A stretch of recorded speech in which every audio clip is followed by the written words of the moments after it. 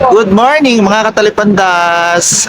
It's a happy Friday na naman and we are going to someone else. Hindi kami napapagod at huwag rin kayong mapagod na manood sa aking mga video. See you later! Again, nag-book na naman kami ng aming taxi papunta sa aming first destination for today. Mas minabuti na lang naming mag-book lagi ng taxi kaysa mag-bus kasi mura lang naman ang taxi dito.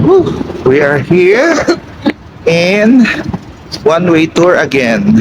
So we are waiting only para sa aming paglalakward siya. At ang mga kasama ko ay Same person, same paces, wala mga pagbabago. at habang abala ang iba sa pakikinig sa aming tour guide, ako na may abala sa aking pagbibideo. And we arrive in our first destination. Shout out, muulan. Hey guys, this way. Muulan. Hi. Hi. Ano itong pupuntahan natin? Ay, Ano ba? Corvira. Carverat. Pumunta kami sa Carverat. Wrong timing, wala tayong payong, umuulan. Here is another 100 steps. Wala dyan sa baba. Akit na naman daw kami sa ano, Ng more than 200. more than 200 steps. Wala bang elevator dito? Nakatakot pa naman ako. Yeah, as you can see, ang taas na namin. Hal, naiihi ako mamaya na. Hindi natin maintindihan kung ano sinasabi. Pino pa naman tayo kasama, ata. Yeah, let's go! At narating na nga namin ang tuktok ng mundo kung saan nakapwesto ang isa pang monasteryo. At kapansin-pansin din ang magandang view nito sa taas kung ikaw ay nakapwesto doon sa may view deck. We are here now in Carverat Monastery. Pagpasok naman sa loob ng monastery ay makikita mo ang mga picture doon ng mga santo, especially Jesus Christ. Same pa din nung last trip namin na bumisita kami sa isa pang monastery na ang nasa center ng kanilang monastery ay isang crucifix lang. Not unlike ng simbahang katoliko na ang nasa center ng simbahan ay si Jesus Christ na nakapako sa krus. Dito naman sa Armenia, isang malaking krus lang. The fireplace symbolizes sun. So, we're going down mga katararat. Nakita na namin ang Mount Ararat na malayo na nagkakahalaga ng 1,071. Ano daw? So, we're going back to our tour bus for our second destination. We're here. We're here. So guys, this is the Mount Ararat here in Armenia. And we arrived na nga here in our second destination. Grabe, ang ganda ng view. Let's go na sa loob ng ano to, monastery na naman to, no? Yes, monastery. Huwag ka naman magsalita ng ganyan, basta sa batang to. Ang ganda ng view dito. Woo!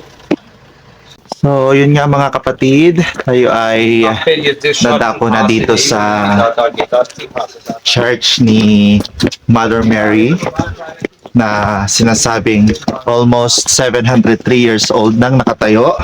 So, ito ngayon, ito yung church.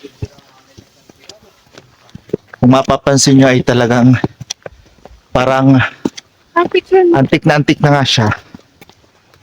Pero mo ba naman 873? Ha? 703 years. Still nakatayo pa din.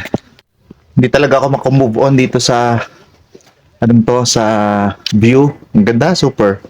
So, yun na nga po. Bumababa na po si G-Boy dito sa wishing well para limutin lahat ng mga bariya. Anong meron dyan, boy? Hindi ka kasya? Ayun na, baka may ano dun. Aakyat sana kami doon. Doon, no? Doon, sa pinakamataas na yon. Si Luigi. Kaso, hindi na kami aabot sa oras. Meron lang kaming 10 minutes. So, ang pag-akyat doon siguro yung mga 10 minutes na. Tapos ang pagbaba 10 minutes. So, hindi na kami aabot. Pero siguro maganda doon. So, ayun, ando na si Boy. Hindi na kami nakatuloy. Si ano na lang, si Luigi na lang na nandun. Yun. So, let's see if kakayanin niya hanggang doon sa taas. Pabalik. Saan na siya? Yun, ando na siya. Ang bilis naman niya. Yun. Three fingers symbolize. Pumasok na nga kami sa loob ng bahay ni Mama Mary. Again, there are 4 churches. And we're going again. Say hi. Siyempre, nagutom na kami sa aming tour, kaya naman kakain muna kami. We are going to eat again. At yan nga, kanilang napakaraming pagkain na for sure namang makakain mo dahil wala ka namang choice. So, let's continue what we started. Okay na bang lahat? Nabusog bang lahat? Nabusog? Nakailang? Mura lang ba? Nakailangan? Nakamagkano kayo? Hindi na mabilang. Magkano ka bahal?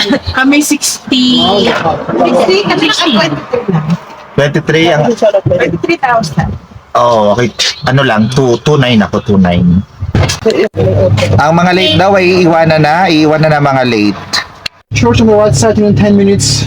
20:01 St. Dates. And syempre, andito na naman tayo sa pinaka-favorite kong part, ang snow. Shit, ang lamig. Ang lamig. Andito na naman kami sa Yellowhan.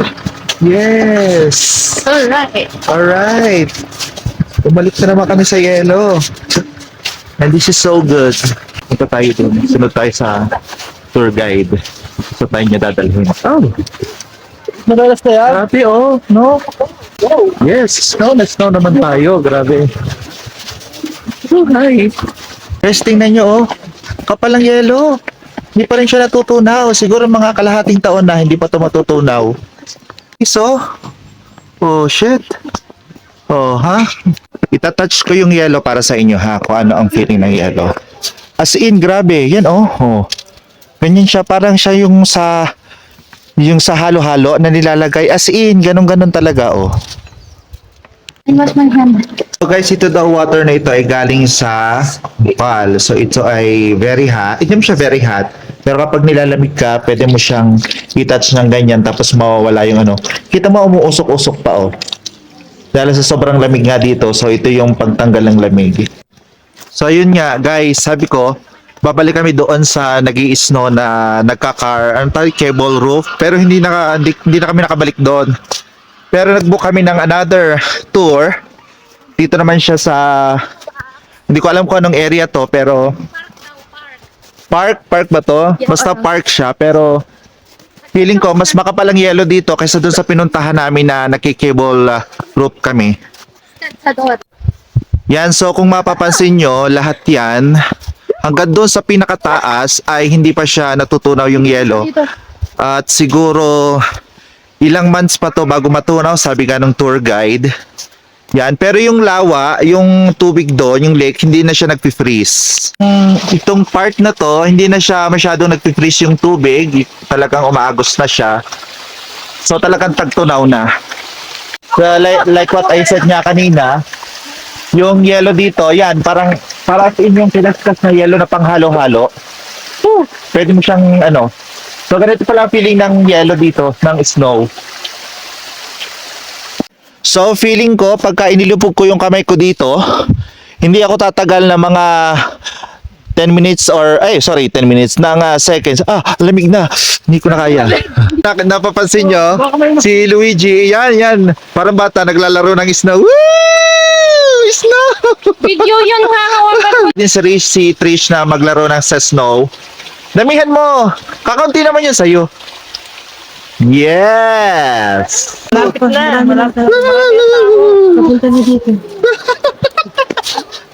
Lakihan mo.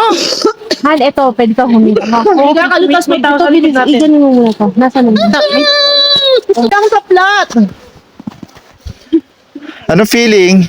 Basic? Yan. Masalahin mo, boy. Ito yung napapanood ko lang sa TV.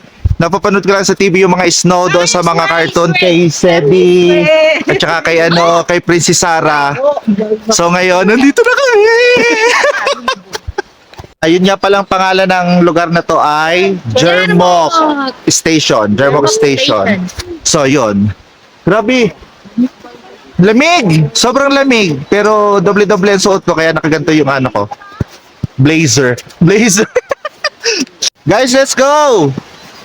Here! Over here! Okay.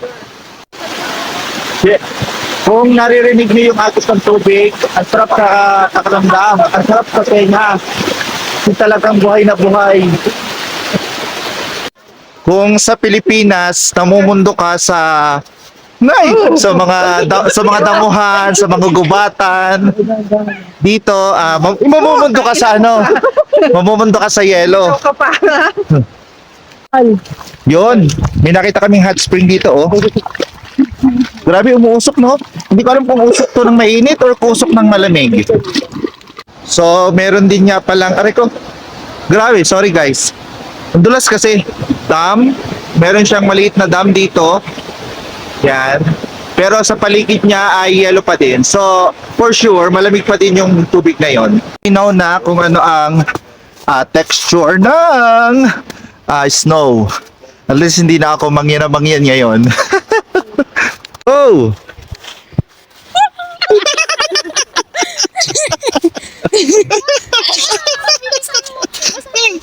Go! 3.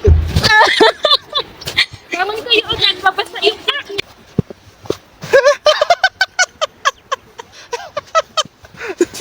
Aray ka!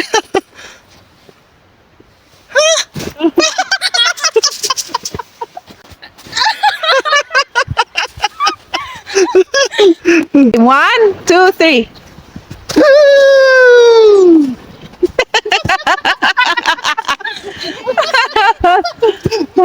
Guys, let's go! Ano pong masasabi nyo? Ngayon, may grabe. Speechless sila. Yellow pa talaga lahat, oh. Yung tubig na lang ang hindi. Grabe yung lips ko, guys. Oh. Putok-putok na siya sa lamig. Grabe. Kahit lagyan mo siya ng petroleum jelly or whatsoever, talagang mamumutok siya sa lamig. Masarap sanang mag-ikot-ikot pa doon. Malawak. Masarap pa sanang bisitahin yung mga area na yan. Tsaka hanggang doon. Tsaka hanggang dyan. Kaso mo, kulang kami sa oras. Limited lang kasi yung ibinibigay ng tour guide. Ay, so cute naman. Are they asking Oh. for foods? Kala nila magbibig. Oo nga. Ano ba Naghihintay sila ng food. Grabe lang linis nila. Bibi, no? Ang lilinis naman ng bibi na to. Samantalang ibibi sa Pilipinas, saka na lang lumalangoy. Sabay lait sa atin. Sorry, Philippines. I can build a snowman. Do you wanna build a snowman? Ay! Do you wanna build a snowman? May talent fee ako ha sa pagbibuild ng snowman. Contest na dalawa kayo nag-beauty contest. Make a bowl for... Do you wanna build a Shrek? Ay, sabay ano sa akin ah. Wow, nagbibuild siya ng snow. Ay! Take your time. Maliit. Dapat Dapat kasi baby. Kung wala? Nakaupo si Olaf. wow, ang galing. And that is the finished product of snowman ni Fina. Have no Patingin eye niya. and no carrot. Actually, ano siya, si Casper. Hindi siya si Snowman. Bye, little ducky. Bye, sumagot. Little ducky, bye. Ganun dapat. So, yung lasa ng tubig, wag na nating i-reveal, ha? Yes. Kasi nakakasama ng image ng snow. Ayun na. Ayun, oh, nag-UC siya, oh. And ng aming tour dito sa Eklabush. Ay, ano ba yan? And we're going back again to the tour bus and we go for our final destination. Saan? So doon sa mga wine testing. Saan? Hindi ko alam. Ay, vlogger ka bang Tour ba ako? Tour ba ako? Hi, Bob. Hi guys. So, nag-enjoy ba kayo? Super amazing, super awesome. Nag-enjoy ba ang mga kids? Yes. Okay. Mulabi ko talaga, oh. Drive? Oo. Ay, tayo nga. Wala, kahit anong gawin ko dito, kahit pahidan ko siya ng petroleum jelly, Oo. ganito pa rin siya. Sobrang lamig kasi. Yung sipon ko kanina tutulo, parang hindi na tumulo. Na-freeze na doon sa loob ng ilong ko. And we are arriving at our last destinations. At ito nga yung wine testing. Then you have 3 times to taste the wine, whatever you like. The first one that I taste is the brand is Armenia and the flavor is semi-sweet. Nagustuhan ko itong wine na ito kasi hindi siya masyadong matamis tapos hindi siya masyadong matapang ang alak. Then the second one that I taste is the same brand but different flavor. It's pomegranate, which is the national fruit of Armenia. The taste of this wine is sweet, of course, and kahit si baby girl ay napatikim na din. So yung last na wine na natikman ko ay hindi ko na masyadong video kasi hindi naman ako nasarapan. It's like a taste of whiskey yon, parang ganon. Papasok muna tayo dito sa gawaan ng alak, yung tinatawag nilang barrels. Tapos ito yung alak. Drum-drum talaga kung gumawa sila, no? Oh. Drum-drum talaga yung gawaan nila. Actually, wala mismo yung pinaka-factory. Siguro lasing na lasing ka na dito pagka ano. So dito ini-imbak yung mga wine. Dito pinapanis bago ipagbili. So this is the end of our tour, right, Pina? Piso lang yan lahat? This is the last part. So after Piso? this, we're going back to our hotel apartment.